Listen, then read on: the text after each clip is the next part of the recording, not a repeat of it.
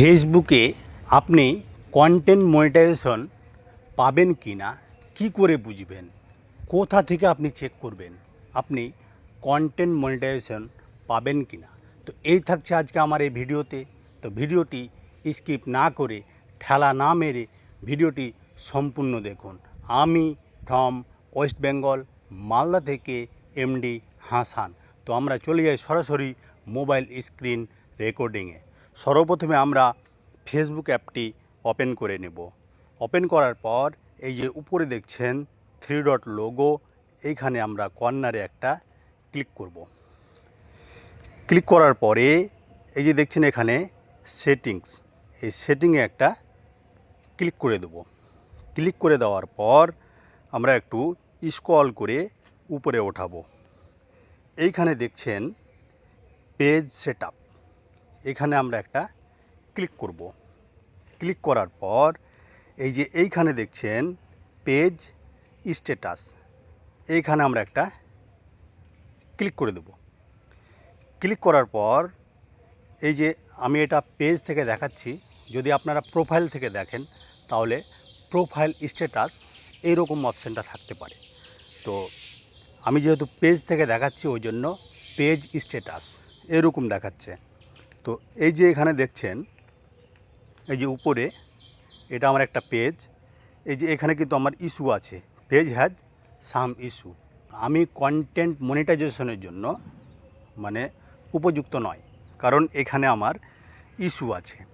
আপনাদের যদি মানে টিক চিহ্ন থাকে তাহলে আপনারা এর জন্য এলিজেবল হবেন। তো এটা থেকে আপনারা বুঝতে পারবেন আপনি কন্টেন্ট মনিটাইজেশন পাবেন কি না। আরেক জায়গা থেকে আপনাদের দেখাচ্ছি, এই যে এখানে দেখছেন রেকমেন্ডেশন, এইখানে যদি আপনার রেকমেন্ডেশনে যদি রেকমেন্ডেবল থাকে তাহলে আপনি কন্টেন্ট মনিটাইজেশন পেতে পারেন। কিন্তু আমার যেহেতু ওখানে সমস্যা আছে ওই জন্য আমি মানে আমার এই পেজটা কন্টেন্ট মনিটাইজেশনের জন্য উপযুক্ত নয়। তার জন্য যেটা করতে হবে এটা ঠিক করে নিতে হবে। আর আরেকটা যেটা হচ্ছে যে এই যে এখানে দেখছেন মনিটাইজেশন, এই মনিটাইজেশনে আপনি ক্লিক করলে এখানে দেখছে কি, এখানে কি লিখছে, you are not eligible to earn it, মানে আমার এই পেজটা আর্নিংয়ের জন্য এলিজেবল নয়। নট এলিজেবল মানে এলিজেবল নয়। আর আরেক জায়গা থেকে আমরা বুঝতে পারবো যে আমরা কন্টেন্ট মনিটাইজেশন পাবো কি না, এই যে পেজ স্ট্যাটাস এইখানে আমরা ক্লিক করব। ক্লিক করার পর এই যে দেখছেন মনিটাইজেশন, যদি আপনার ইস্যু থাকলেও যদি এই যে মনিটাইজেশন এখানে অ্যাক্টিভ লেখা থাকে বা গ্রিন টিক থাকে তাহলে আপনারা বুঝবেন যে কন্টেন্ট মনিটাইজেশন আপনারা পেয়ে যাবেন। কিন্তু আমি কন্টেন্ট মনিটাইজেশনের উপযুক্ত নয় আমার এই পেজটি, যার জন্য এই মনিটাইজেশনের এখানে কিন্তু নট এলিজেবল এই কথাটা লেখা আছে।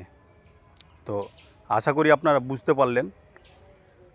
তার জন্য যদি আপনার পেজে সমস্যা থাকে, প্রোফাইলে সমস্যা থাকে, তাহলে আগে সমস্যাটা সমাধান করতে হবে, তারপরে আপনি মানে কন্টেন্ট মনিটাইজেশনের জন্য এলিজেবল হবেন।